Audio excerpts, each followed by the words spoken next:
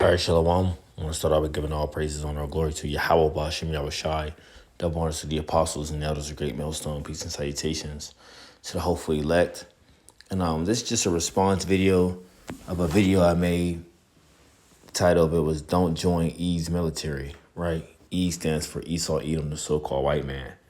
And I was just giving, like I said in the video, this was me speaking to a younger brother, not a brother that's necessarily in the faith, but he's a believer of the word. And he just spoke to me about of him joining the military, and I gave him a perspective of, if you do decide to join the military, you're going to have to take Maxine. You're going to have to take the mark of the beast, which is the RFID chip. And ultimately, you may get put in a position where you're going to have to fight against the Lord. So I threw that perspective out there to him, and I did a lesson on it. Now, for you brothers and sisters that may be coming into this truth, maybe a believer of the word, coming into this faith, you're not wicked for joining Esau's military, okay?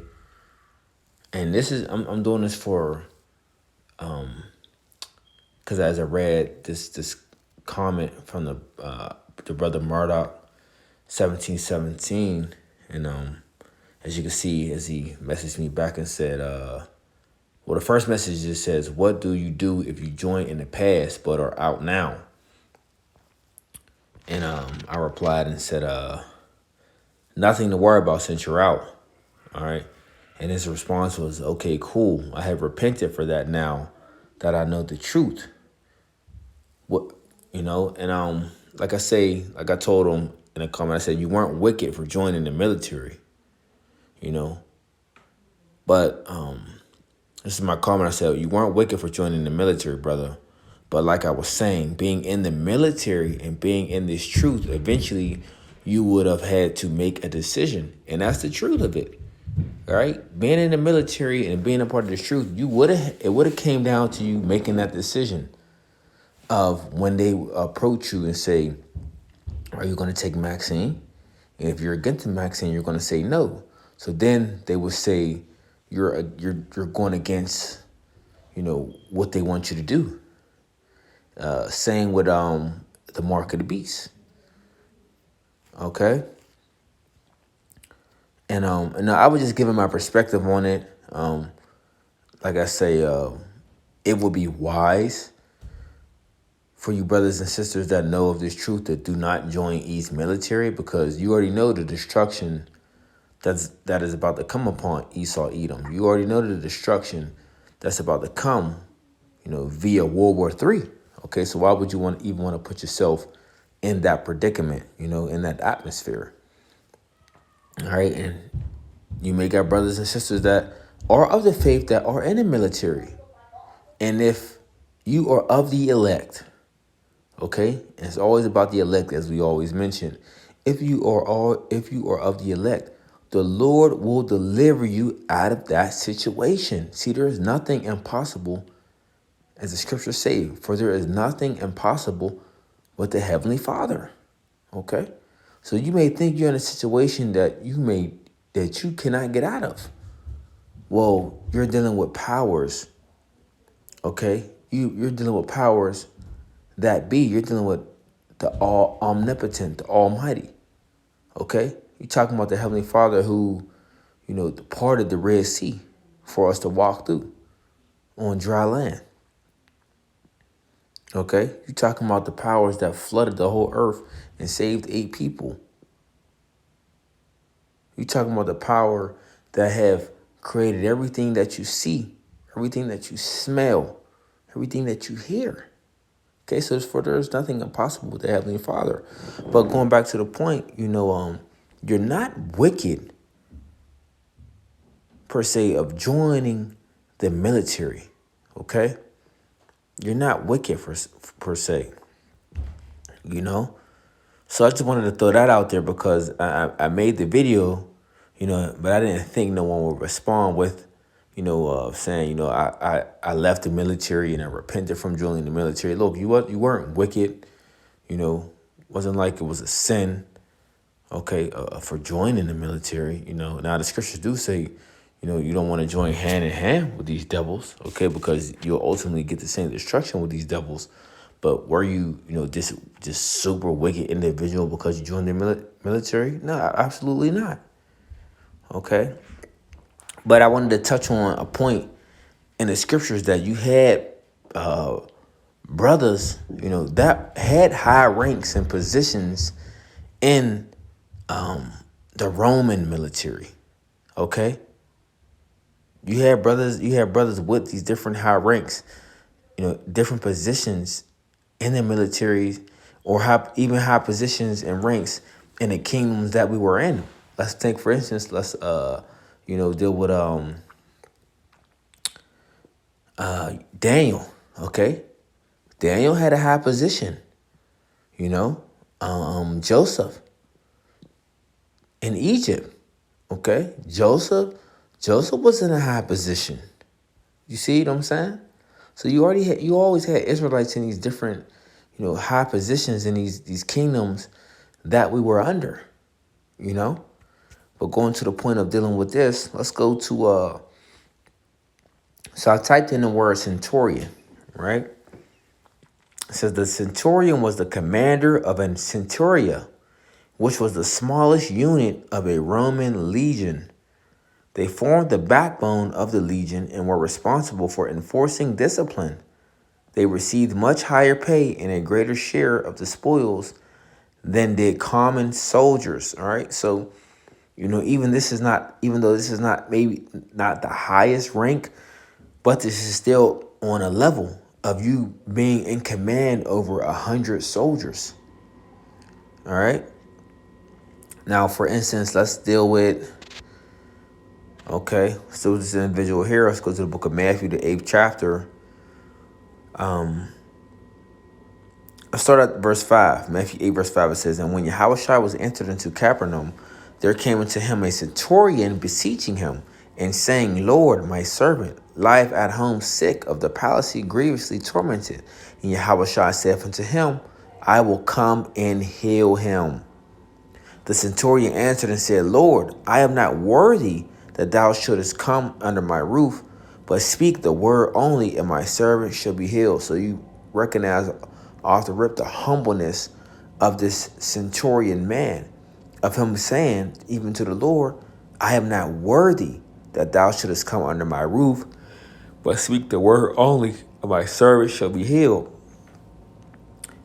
And he goes to say, for I am a man under authority, having soldiers under me, and I say to this man, go, and he goeth, and to another, come, and he cometh, and to my servant, do this, and he doeth it. When Yahushua heard it, he marveled, said to them that follow, verily I say unto you, I have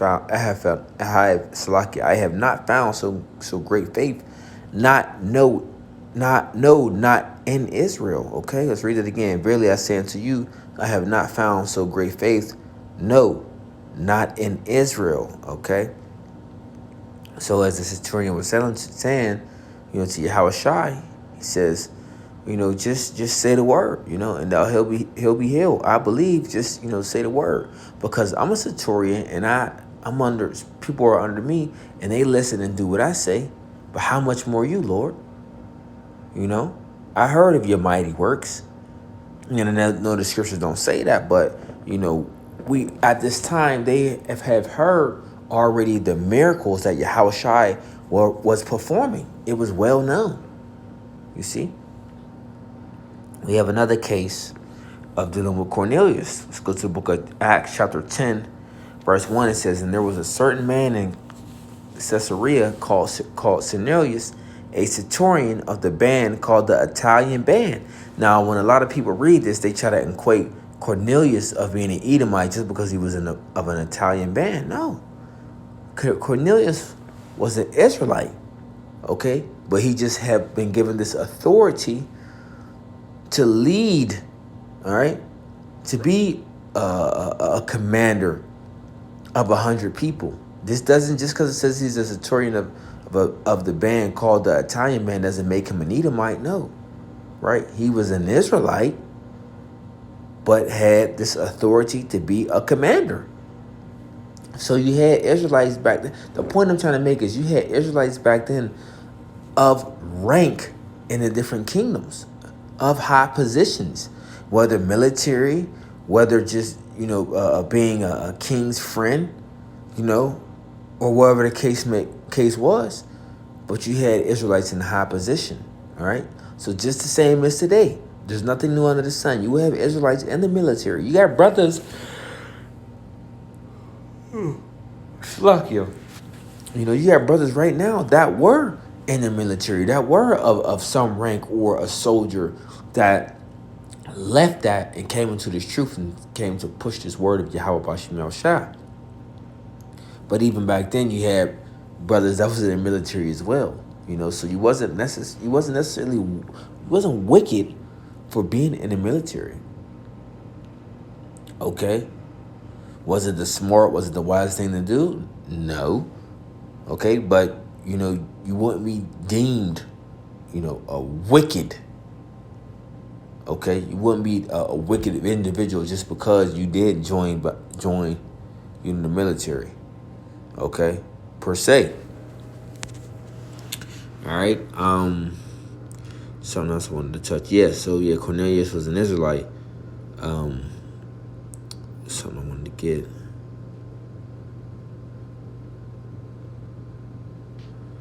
Let's go to who I spoke about, Daniel and Joseph, and I just want to get that real quick. It was the house of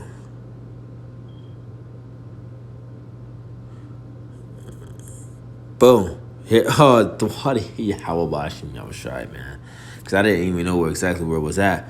But let's get to the point. It says, Genesis 39, verse 2, it says, and the Lord was with Joseph, and he was a prosperous man, and he was in the house of his master, the Egyptian. And Joseph found grace in the sight, and he served him, and he made him overseer over his house, and all that he had, he put into his hand. All right, you see that?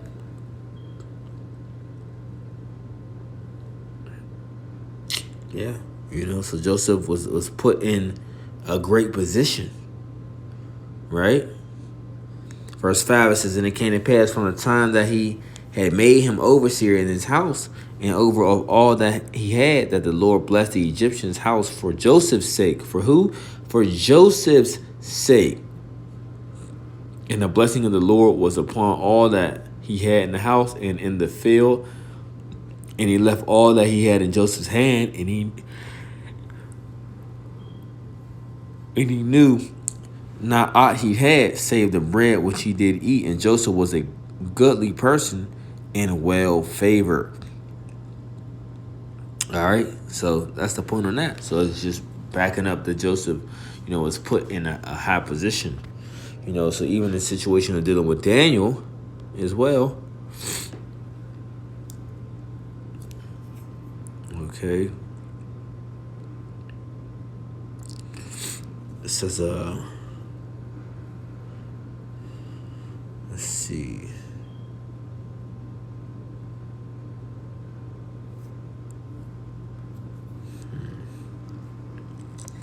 If I can get to the point with Daniel. So now, Daniel was going to interpret the dream for King Nebuchadnezzar. And what did the king do for Daniel? Let's go to it.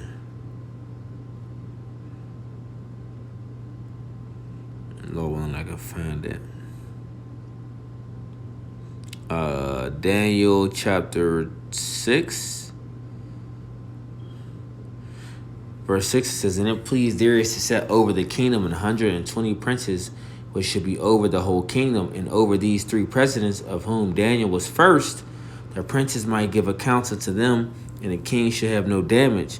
Then this Daniel was preferred above the presidents and princes, because an excellent spirit was in him, and the king thought to set him over the whole realm. Then the presidents and princes sought to find occasion against Daniel concerning the kingdom, but they could not find none occasion or fault, for as much as he was faithful neither was there any error or fault found in him. So, like again, I said, no kingdom flourished without the presence of the Israelites. But we were always Israelites were always put in high ranks and positions because see what these heathens know is they know the spirit of the Lord is dealing with us. All right, they know the spirit of the Lord is dealing with us, and they know of us being in basically close to them or being in their favor, that things will be well with them ultimately. You see, but the point is, I'm touching on you have brothers, even in the faith of high rank of positions. So you may have been in the military, you may have been a soldier or a commander or whatever the case may be, sergeant. You wouldn't, like I said, you wouldn't be wicked. Okay, don't count yourself out as wicked and just a super bad thing you have done. Keep your mind focused on returning back to Yahweh Bashim Yoshai, learning these scriptures, digesting these scriptures, okay, and applying these scriptures as well, and keeping the faith, laws, statutes, commandments to the best of your ability. But it's lucky. I've been up all day, but yeah. So that's the point. Okay, so yeah, don't count yourself out just because you may have been in the military before. Okay, don't count yourself out. Hey, the Lord, there's nothing impossible with the Heavenly Father. So I just, I thought I'd touch on to the Spirit, Lord willing, was edifying. Until next time, I want to say shalom.